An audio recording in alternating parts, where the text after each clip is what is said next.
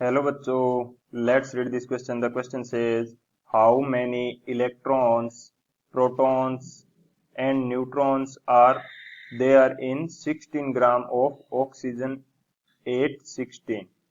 तो हमें find out करना है कि जो ऑक्सीजन है जिसका एटॉमिक मास हमारे पास कितना है 16, एंड जिसका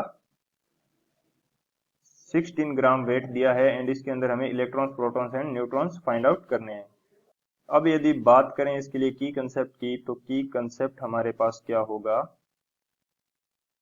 की कंसेप्ट, कोई भी एलिमेंट है उसको शो किया जाता है। यदि मैं एक्स एलिमेंट ले लेता हूं तो इसको शो किया जाता है जेड ए से। तो जेड यहाँ पे हमारे पास क्या है? Z is the atomic number. Z हमारे पास क्या है? Atomic number. एंड जो ए है, ये मेरे पास क्या है? ये मेरे पास है एटॉमिक मास। ए मेरे पास क्या है? Atomic mass. And atomic mass की वैल्यू किसके इक्वल होती है? मेरे पास एटॉमिक मास की वैल्यू मेरे पास इक्वल होती है mass of protons. Atomic mass, sorry, इसको एटॉमिक मास नहीं बोलेंगे, इसको बोला जाएगा मास नंबर। ये हमारे पास क्या है? मास नंबर है, ना कि एटॉमिक मास। Mass number. तो मास नंबर की वैल्यू हमारे पास क्या होती है? प्रोटॉन की संख्या p प्लस न्यूट्रॉन की संख्या n के इक्वल। p यहाँ पे किसको शो कर रहा है? ये मेरे पास शो कर रहा है प्रोटॉन को, एंड n किसको शो कर रहा है? ये शो कर रहा है न्यूट्रॉन को। तो मास नंबर की वैल्यू किसकी इक्वल होगी? प्रोटॉन प्लस न्यूट्रॉन की। ये मेरे पास क्या हो जाएगा? की कंसेप्ट। एंड जो सेकंड, इसको मैं फर्स्ट नाम दे देता हूं। सेकंड जो की कंसेप्ट हम यूज करने वाले हैं वो हमारे पास क्या हो जाएगा? यदि हम गिवन मास से number of moles find out करना चाहते हैं तो उसका फॉर्मूला हमारे पास होता है given mass, given mass divided by molecular molecular mass. ये हमारे पास क्या होता है? मोल्स फाइंड आउट करने का फॉर्मूला। तो इन दोनों की कंसेप्ट की हेल्प से हम लोग इस क्वेश्चन को सोल्व करेंगे।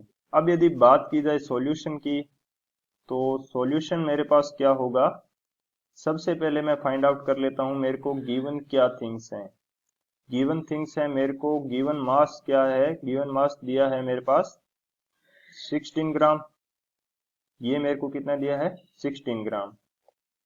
अब यहां से यदि मैं मोल्स फाइंड आउट करना चाहूं, नंबर ऑफ मोल्स, तो ये मेरे पास क्या होता है? Given mass 16 gram divided by molecular mass. Molecular mass oxygen के लिए कितना होता है? 16। ऑक्सीजन के लिए मोलिकुलर मास कितना होगा मेरे पास? सॉरी, मोलिकुलर मास तो इसका होता है 32, क्योंकि मोलिक्यूल के अंदर दो ऑक्सीजन होते हैं, लेकिन हमें यहाँ पे क्या गिवन है? ओनली वन ऑक्सीजन गिवन है, तो इसका एटॉमिक मास यूज करेंगे। तो मैं की कंसेप्ट को थोड़ा दोबारा से सही कर देता हूं।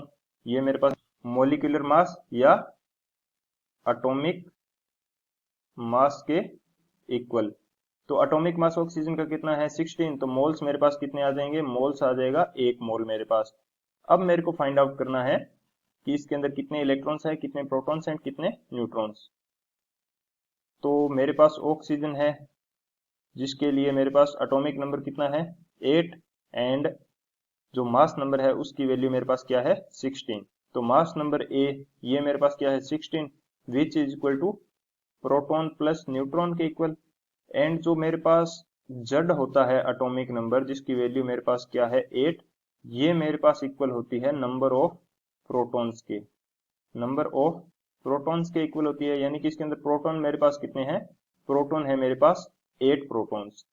तो यदि मैं प्रोटॉन की जगह 8 पुट करूं तो ये मेरे पास 16 is equal to 8 plus neutron. तो यहां से न्यूट्रॉन की वैल्यू, यानी कि नंबर ऑफ न्यूट्रॉन्स, ये मेरे पास कितने आ जाएंगे? ये भी मेरे पास कितने आ जाएंगे? 8 न्यूट्रॉन्स। अब मुझे फाइंड आउट करना है इसके लिए इलेक्ट्रॉन्स। इलेक्ट्रॉन्स की वैल्यू क्या होती है? इलेक्ट्रॉन्स की वैल्यू होती है, यदि मैं इसको शो करूं ई से, तो ये मेरे पास किसकी इक्वल होती है? नंबर ऑफ प्रोटॉन्स के। नंबर ऑफ प्रोटॉन्स मेरे पास कितने हैं? ये मेरे पास 8 है, तो 8 इलेक्ट्रॉन भी मेरे पास कितने हो जाएंगे? 8। सो यदि मैं फाइनल आंसर बोलना चाहूं तो इसके अंदर नंबर ऑफ प्रोटॉन्स कितने हो जाएंगे? 8, नंबर ऑफ इलेक्ट्रॉन्स भी 8, एंड नंबर ऑफ न्यूट्रॉन्स ये भी 8 हो जाएंगे। So this is the final answer. I hope you understood it well. Best of luck. Thank you.